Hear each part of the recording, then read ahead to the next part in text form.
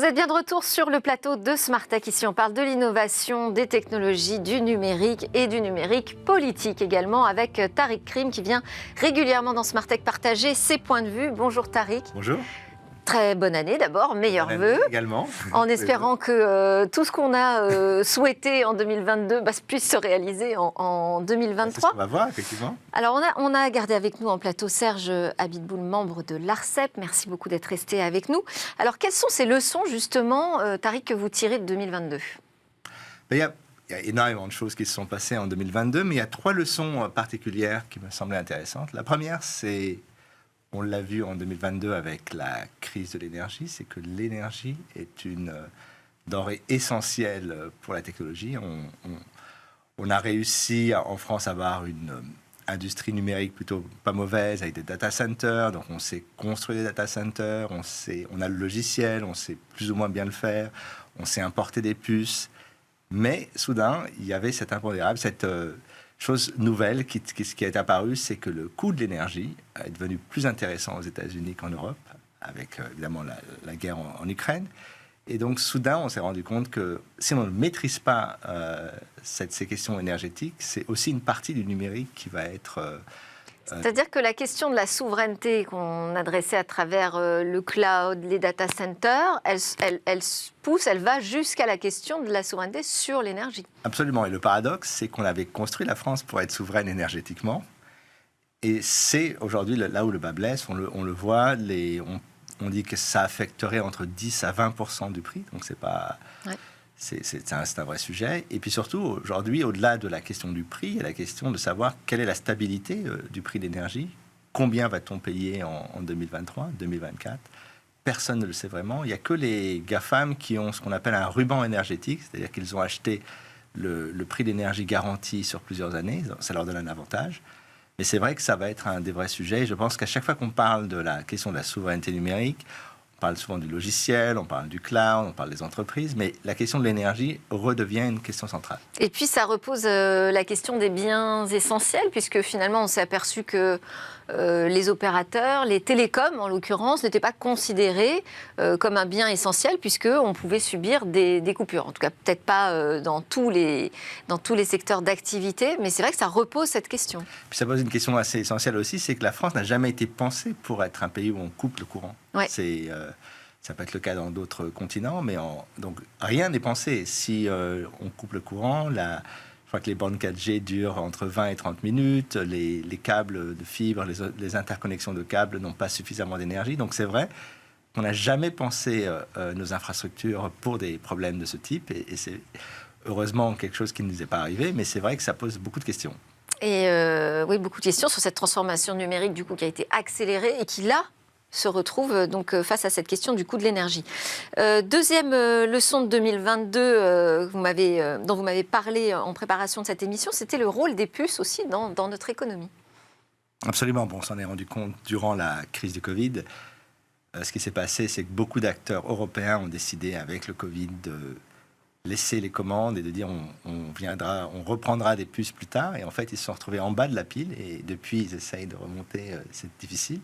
Mais ce qu'on voit surtout, c'est qu'avec ce qui se passe en Chine, donc l'après-Covid qui est plutôt tumultueux, avec, comme on l'a vu, une augmentation des cas, des problèmes de reprise, ce qui a été au départ pensé comme une stratégie où on va se remettre, notamment au Vietnam, en Inde, construire de nouvelles usines. En fait, ce qu'on voit maintenant, c'est que les États-Unis veulent se réinstaller aux États-Unis avec des usines de puces. Ils sont prêts à mettre énormément d'argent.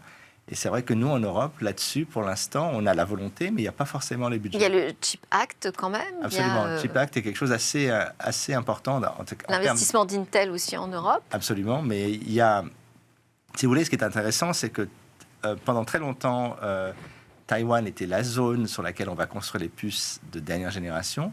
Mais il y a une volonté américaine très forte pour réimporter ce savoir. Alors, est-ce que ça va se faire ou pas ? Ça, c'est une des questions ouvertes. Est-ce que la Chine sera capable aussi de construire ses propres puces? Il semblerait qu'elle n'est pas très loin. On parlait de Huawei il y a quelques années, qui était tout en bas parce qu'ils avaient été bloqués par les États-Unis, qui sont aujourd'hui redevenus un des leaders de la technologie. Donc il y a énormément de questions qui vont se poser autour de la géopolitique des puces. Et encore une fois, il faut regarder du côté des États-Unis là pour en tirer des leçons finalement. C'est eux qui ont sonné le top départ de cette stratégie. C'est très volontaire parce que d'une certaine manière, les puces sont directement et indirectement la clé pour la croissance américaine. Vous avez un problème géopolitique à Taïwan et à partir de là, il y a une partie de l'économie américaine qui s'écroule, notamment les acteurs technologiques qui sont un peu les leaders de la bourse américaine. Donc évidemment, c'est un problème qui est pris très au sérieux et c'est un problème qui est aussi pris au sérieux en Europe. Mais les moyens qui sont mis en œuvre et la capacité de l'ambition n'est pas pour l'instant la même. Alors, troisième leçon, c'est autour de l'intelligence artificielle. La dernière fois qu'on s'est vu en 2022, vous nous aviez parlé de votre expérience avec ChatGPT. Absolument. Bon, on a eu un bond en avant, donc, qui a été fait. Un bond en avant ou un singe savant, on sait pas, ça reste toujours à débattre. Ce qui est certain, c'est que c'était Asimov qui disait que quand la technologie n'est pas distinguable de la magie, c'est qu'il y a quelque chose qui se passe. Et c'est vrai qu'aujourd'hui, on est entré dans une nouvelle ère de l'IA où ces choses fascinent énormément.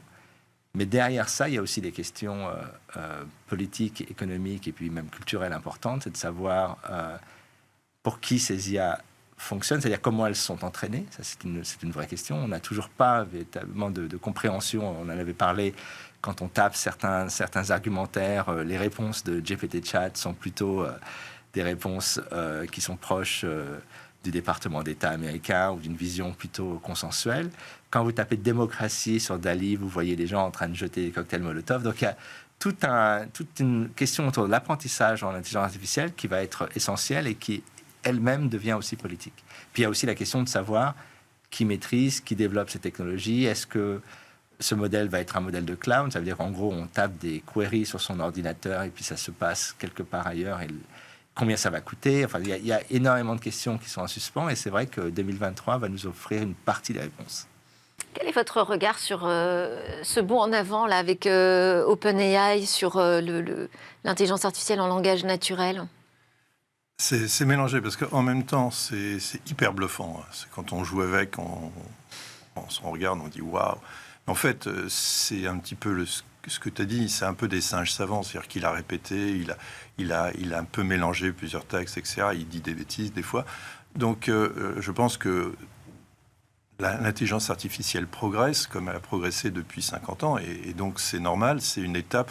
À chaque fois, on est un peu surpris par cette étape, comme on a été surpris quand il y a eu des reconnaissances d'images complètement bluffantes sur les tumeurs ou des trucs comme ça. Ouais.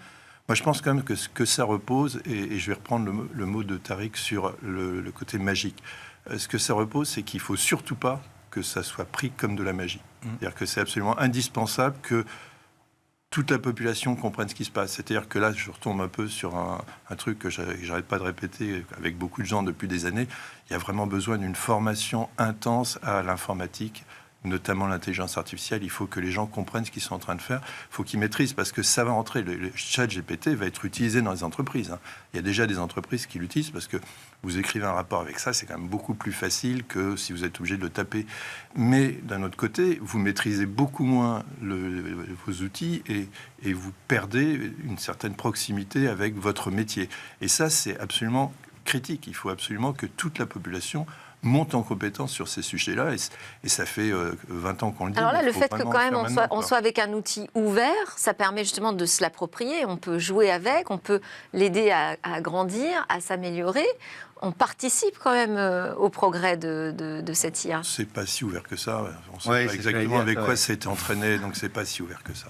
Ça pose énormément de questions qui sont posées justement sur la question des modèles. Et puis ce qui est fascinant en fait avec GPT-Chat et DALL-E, c'est que pendant des années, il y a eu des partisans de l'IA qui disaient vous allez voir, ça va tout changer. Et puis finalement, comme toutes les technologies d'ailleurs, ça s'est stabilisé et on a des changements incrémentaux. Et depuis l'arrivée de GPT-Chat, tous ces gens qui étaient un peu les enthousiastes déçus il y a une dizaine d'années, qui nous expliquaient comment le monde allait changer, sont en fait en train de revenir doucement. On reprend des couleurs. Voilà, ça y est. Mais effectivement, une des questions importantes, c'est combien ça coûte, parce que ça coûte très très cher de faire tourner ces services. Qui peut les faire tourner, puisque les puces ne sont pas accessibles à tout le monde. Et puis surtout, comment entraîne-t-on ces intelligences artificielles à partir de quel contenu? Et donc, il y a une véritable question qui se pose, c'est est-ce que la technologie artificielle, la technologie de type GPT-Chat est neutre? La réponse, évidemment, est non. Et l'enjeu culturel derrière ces IA?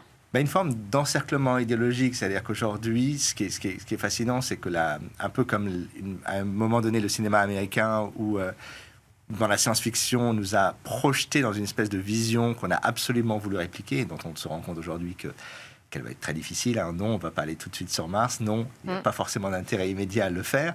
Mais bon, ça fait partie de cette idée que la technologie va changer le monde, qu'on va faciliter le monde, alors qu'en fait, on entre dans un monde qui est beaucoup plus complexe, à mon avis, où les gens sont de moins en moins d'accord.